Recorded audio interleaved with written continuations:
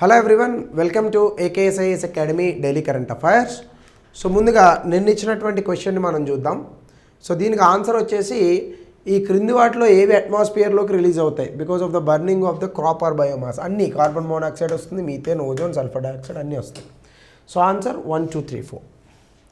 So before we go to the session ఒక చిన్న announcement. మీరు యూపీఎస్సీ అడ్మిషన్ కోసమైనా otherwise group 1 and group 2 both AP and Telangana both mediums Telugu and English ఏ వివరాలు కావాలన్నా ఆన్లైన్ ఆఫ్లైన్ కింద నెంబర్కి కాల్ చేయండి. Dil give you all the details. So ఇక ఈరోజు టాపిక్లోకి మనం వెళ్తే పెరుగుతున్నటువంటి సైబర్ నేరాలు. భారతదేశంలో సైబర్ నేరాలు విపరీతంగా పెరుగుతున్నాయి. ఎందుకు పెరుగుతున్నాయి మీ అందరికీ తెలుసు. మనం ఫోన్లు ఎక్కువగా వాడుతున్నాం కాబట్టి. ఫోన్లు ఎక్కువగా ఎందుకు వాడుతున్నాం? ఇంటర్నెట్ ఫ్రీగా వస్తుంది కాబట్టి. ఇంటర్నెట్ ఎక్కడి నుంచి వస్తుంది? జియో నుంచి వస్తుంది కాబట్టి. సో అందరి చేతుల్లో స్మార్ట్ ఫోన్స్ ఉన్నాయి, అందరి చేతుల్లో ఇంటర్నెట్ ఉంది, ఫ్రీగా ఇంటర్నెట్లు వాడుతున్నాము. ఈ ఇంటర్నెట్లో మనం ప్రతి చోట కూడా ఎంటర్టైన్మెంట్ కోసం ఎదురు చూస్తున్నాం. దీన్ని ఆసరాగా చేసుకుంటున్నటువంటి సైబర్ నేరగాళ్ళు రకరకాల మార్గాలలో మన చేత ఈ యొక్క డబ్బులు తస్కరించడం అనేటటువంటి చేస్తున్నారు. కొన్ని చోట్ల అయితే అమ్మాయిలను ఉపయోగించి సెక్స్టార్షన్ అంటారు దాన్ని. అంటే అవతల ఎవరో అమ్మాయి ఉంటుంది, ఒక వ్యక్తికి ఫర్ ఎగ్జాంపుల్ ఒక వలలో వేసేటటువంటి ఒక పరిస్థితిని తీసుకొస్తుంది, బెదిరించి డబ్బులు లాక్కుంటారు. కొన్ని చోట్ల పోలీసులు కాల్ చేసినట్టుగా ఈ యొక్క వీడియో కాల్లో పెట్టి డబ్బులు తీసుకునేటటువంటి ప్రయత్నాలు చేస్తారు. సో ఇవన్నీ కూడా రకరకాలుగా జరుగుతున్నటువంటి సైబర్ నేరాలు. దీని కారణంగా భారతదేశంలో దాదాపు 23,000 కోట్ల రూపాయలు పూర్తి స్థాయిలో నష్టం అనేటటువంటి జరిగింది భారతదేశంలో. సో దీనికి సంబంధించిన వివరాలు మనం చూద్దాం. ముఖ్యంగా మినిస్ట్రీ ఆఫ్ హోమ్ అఫైర్స్ అంటే కేంద్ర హోంమంత్రిత్వ శాఖ ఇచ్చినటువంటి లెక్కల ప్రకారం 2025వ సంవత్సరంలో సైబర్ నేరాలు దాదాపుగా 24% పెరిగాయి. దీని కారణంగా భారతీయులు కోల్పోయినటువంటి డబ్బు 22,495 కోట్ల రూపాయలు. అఫ్కోర్స్ ఈ మనీని కొత్తగా రికవరీ చేసేటటువంటి సిస్టమ్ని తీసుకొస్తున్నారు. ఎవరైనా డబ్బులు కోల్పోతే దాన్ని బ్లాక్ చేస్తున్నారు. ఇటీవల కాలంలో మా ఫ్రెండ్కి ఒక ఇన్సిడెంట్ జరిగింది. ఒక 60,000 రూపాయలు ఇట్లానే ఏదో డబ్బులు వస్తాయని చెప్పి ఏదో మొత్తానికి చేశారు జుగాడ్. 60,000 రూపాయలు వీళ్ళు ఫోన్పే కొట్టారు. ఆ అవతల ఫోన్ స్విచ్ ఆఫ్. 48,000 రూపాయలు రికవరీ చేయగలిగారు, కానీ మిగతా 12,000 రూపాయలని రికవరీ చేయలేరు. అఫ్కోర్స్ ఇప్పటి వరకు అయితే చేయలేదు, కానీ 48,000 రూపాయలైనా కాపాడినారు కదా. సో అదొకటి చాలా అద్భుతంగా పోలీసులు చాలా అద్భుతంగా చాకచక్యంగా వ్యవహరిస్తున్నారు. ఈ రిపోర్ట్ మనకి ఏం చెప్తుందంటే గతంలో చాలా అనార్గనైజ్డ్గా ఈ యొక్క క్రైమ్స్ జరిగేవి, కానీ ఇప్పుడు చాలా పద్ధతిగా ఆర్గనైజ్డ్ క్రైమ్స్ అనేటటువంటివి జరుగుతున్నాయి. మొత్తం ఫినాన్షియల్ లాసెస్లో ఇలా ఆర్గనైజ్డ్ ఇన్వెస్ట్మెంట్ స్కామ్సే దాదాపు 75% ఉన్నాయని హోంమంత్రిత్వ శాఖ ఇచ్చిన రిపోర్ట్లో తెలిపింది. అయితే ముందుగా అసలు సైబర్ క్రైమ్, సైబర్ నేరము అంటే ఏంటి? సైబర్ నేరం అనేటటువంటిది కూడా ఒక నేరమైనటువంటి ప్రవృత్తి లేదా ఒక నేరపూరితమైనటువంటి కార్యకలాపం. అందులో కంప్యూటర్స్, నెట్వర్క్, డిజిటల్ డివైజెస్ను వాడి కనుక ఈ క్రిమినల్ యాక్టివిటీస్ చేస్తే దాన్ని సైబర్ క్రైమ్ అని అంటారు. భారతదేశంలో ఒకప్పుడు ఫిషింగ్ అని ఉండేది, అంటే దొంగ ఫోన్ కాల్లు వచ్చేవి. దాని నుంచి ఇప్పుడు డిజిటల్గా అరెస్ట్ చేయడం, సెక్స్టార్షన్, ఆర్టిఫిషియల్ ఇంటెలిజెన్స్తో ఫ్రాడ్స్ ఇవన్నీ కూడా చేస్తున్నారు. ఇందులో ఇండివిజువల్స్ని, బిజినెస్ని, క్రిటికల్ ఇన్ఫ్రాస్ట్రక్చర్ అన్ని చోట్ల ప్రతి చోట్ల వీటిని టార్గెట్ చేస్తున్నారు. సో ఇది భారతదేశం యొక్క ఆర్థిక స్థిరత్వానికే ముప్పు తెచ్చేటటువంటి పరిస్థితి, పర్సనల్ ప్రైవసీని కూడా ఇబ్బంది పెట్టేటటువంటి పరిస్థితి ఉందన్నమాట. సో దీనికి సంబంధించి కనుక మనం చూస్తే ఇక్కడ డేటా ఆన్ సైబర్ క్రైమ్కి సంబంధించి హోంమంత్రిత్వ శాఖ ఇచ్చినటువంటి డేటాను చూద్దాం. ముందుగా 28 లక్షల కేసులు పెరిగాయి. గతంలో 22 లక్షల కేసులే ఉండేవి 2024లో. 2025కి వచ్చేసేటప్పటికి అవి 28.15 లక్షల కేసులుగా మారాయి. అంటే దాదాపుగా ఒక్క సంవత్సరంలోనే 6 లక్షల కేసులు అనేటటువంటివి మనకి పెరిగాయి. సో కాబట్టి ఎంత దారుణంగా సైబర్ నేరాలు జరుగుతున్నాయో మనం అర్థం చేసుకోవచ్చు.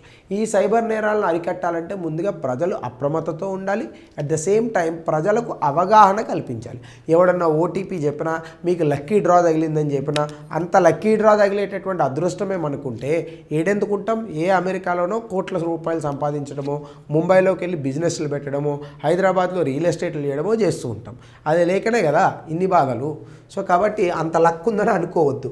కాబట్టి దీని కారణంగా మొత్తం భారతీయులకు వచ్చినటువంటి నష్టం 22,495 కోట్లు. గతంలో ఇది 22,845 కోట్లు ఉంది. అంటే ఒక రకంగా చెప్పాలంటే నెంబర్ ఆఫ్ కేసెస్ అంటే మొత్తంగా ఉన్నటువంటి సైబర్ నేరాలు పెరిగినప్పటికీ కూడా దానివల్ల వచ్చినటువంటి నష్టం ఏదైతే ఉందో దీన్ని తగ్గించగలుగుతున్నాము. ఇక్కడ పోలీసుల యొక్క అద్భుతమైనటువంటి పాత్ర, ప్రజలకు అవగాహన కల్పించడంలో ప్రభుత్వం చేసేటటువంటి యొక్క పాత్ర మనం ఖచ్చితంగా కొనియాడచ్చు. అలాగే ఇన్వెస్ట్మెంట్ స్కామ్స్కి సంబంధించి అంటే మీరు పలానా దాంట్లో పెట్టుబడి పెట్టండి మీకు పైసలు వస్తాయి, 5 రూపాయలు ఇవ్వగానే మీకు 10 రూపాయలు ఇస్తారు. మీరు 10 రూపాయలు పెడితే 20 రూపాయలు, ఇది 500 పెడితే 1000 రూపాయల వరకు వెళ్తుంది. తర్వాత 20,000 పెట్టండి 40,000 వస్తాయని అనగానే మనం 20,000 పెడతాం, వాడు 20,000తో బిషానా సర్దేస్తాడు. ఇట్లుంటుంది అనమాట. సో కాబట్టి కొన్ని చోట్ల ఇన్వెస్ట్మెంట్ స్కామ్స్ జరుగుతున్నాయి. మొత్తం మనీ కోల్పోయిన దాంట్లో 76% ఈ ఇన్వెస్ట్మెంట్ స్కామ్సే ఉంటున్నాయి. 35% ఇందులో రిపోర్టెడ్ కేసెస్ కూడా ఉన్నాయి మనకి, అంటే ప్రభుత్వానికి చెప్పినటువంటివి. సో రికవరీ రేట్స్ కూడా మనకి ప్రభుత్వం ఇక్కడ గవర్నమెంట్ ఇనిషియేటివ్స్ ఉన్నాయి, I4C లాంటివి. సో దాని కారణంగా ఇలాంటి ఫ్రాడ్ ట్రాన్సాక్షన్స్లో 8,000 కోట్ల రూపాయలని బ్లాక్ చేశారు అమౌంట్ని. సో అంటే ఈ రకంగా అమౌంట్ని బ్లాక్ చేయడం వల్ల ఆ 22,000 కోట్లు 8,000 కోట్లని కొంత రికవరీ చేసే ప్రయత్నం చేస్తారు. తర్వాత డిజిటల్ అరెస్టులు కూడా విపరీతంగా జరిగాయి.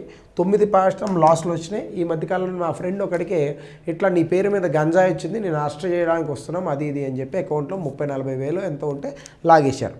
సో ఈ ఇది చాలా రోజుల క్రితం. సెక్స్టార్షన్ అంటే చెప్పాను కదా, అమ్మాయిలను వల వేసి ఆ వ్యక్తుల్ని ఇరికించేటటువంటి ఒక పోకడ. సో ఇట్లాంటి వాటికి లోన్ కావద్దు. ఎవరు కూడా మనల్ని వెతుక్కొని వచ్చేటటువంటి అమ్మాయిలు సోషల్ మీడియాలో ఉండరు. సో దయచేసి ముఖ్యంగా అబ్బాయిలు, ముఖ్యంగా యువత గమనించాల్సినటువంటి విషయం ఇది. సో ఇవన్నీ కూడా సైకలాజికల్ బేస్డ్ క్రైమ్స్ అంటారు వీటిని, అంటే మన సైకాలజీని దెబ్బతీసేటటువంటి క్రైమ్స్ అనమాట. ఈ సైబర్ క్రైమ్స్లో కూడా చాలా థ్రెట్స్ అనేటటువంటివి మనకు ఉన్నాయి.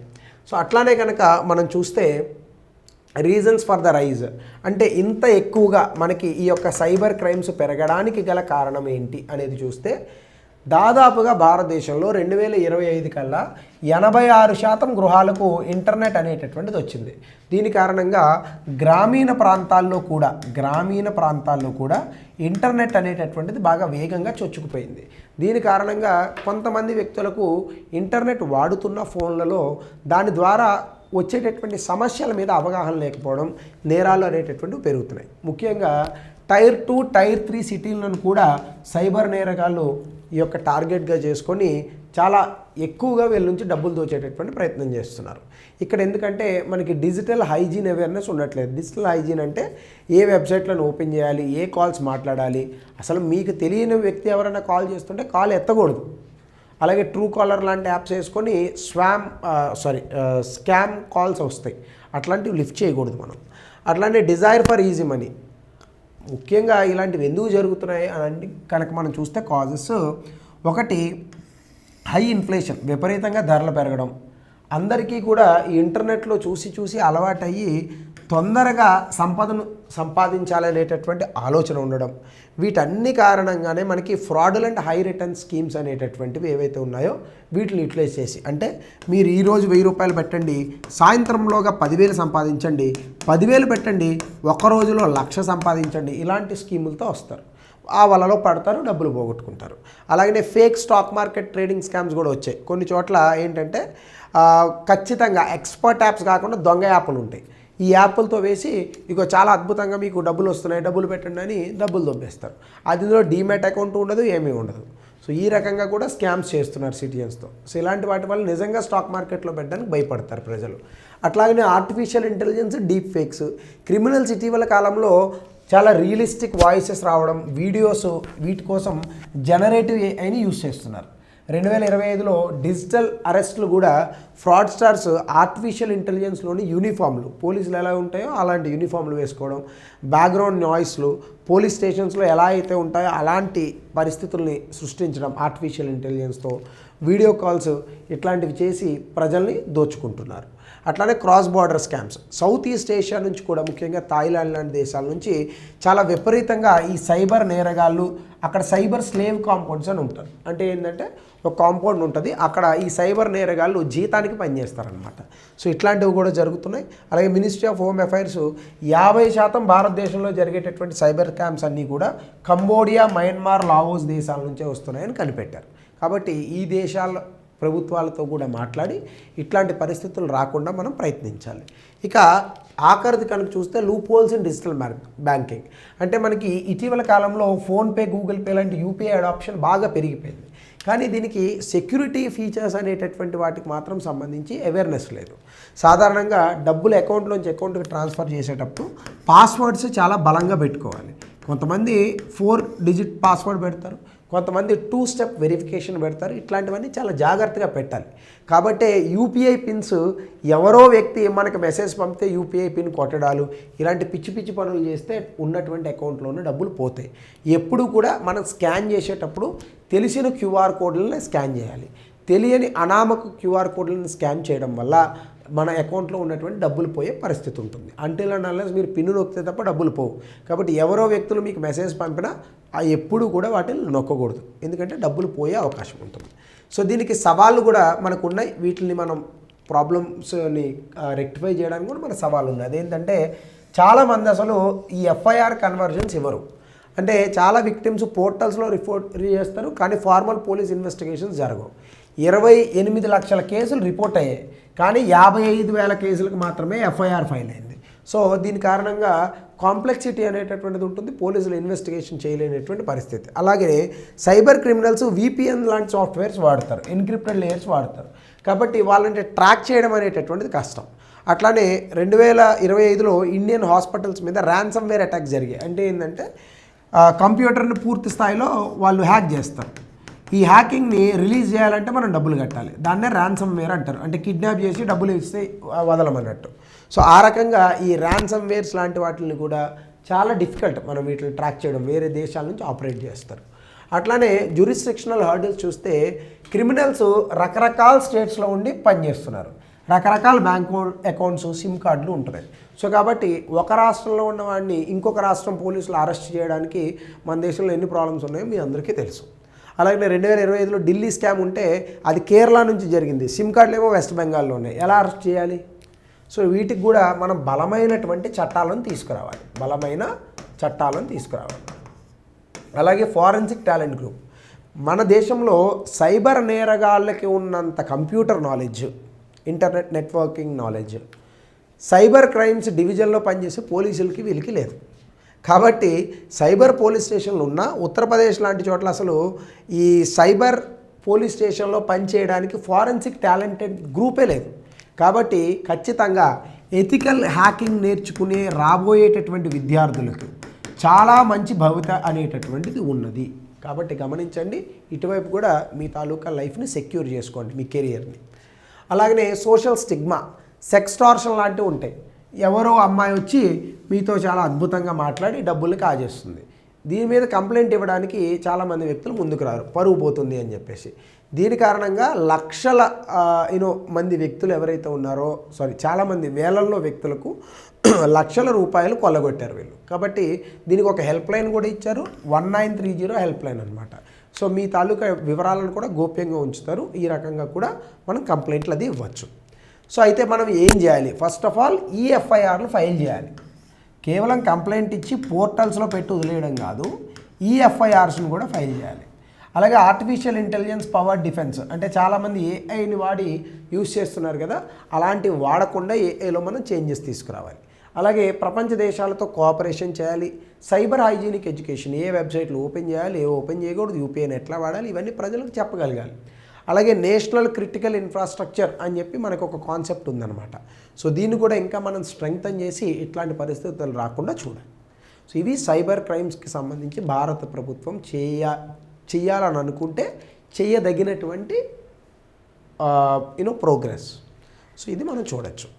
సో దీనికి సంబంధించి I4C అంటే ఏంటి? ఆన్సర్ని కమెంట్ సెక్షన్లో తెలపండి. అలాగే despite sharp rise in reported cyber crimes conviction and investigation రిమైన్స్లో 200 పదాల్లో దీనికి సమాధానం రాయండి. సో ఇది ఈరోజు టాపిక్. మరో కొత్త టాపిక్తో ఆదివారం చిన్న టాపిక్తో కలుద్దాం. Thank you. Have a good day.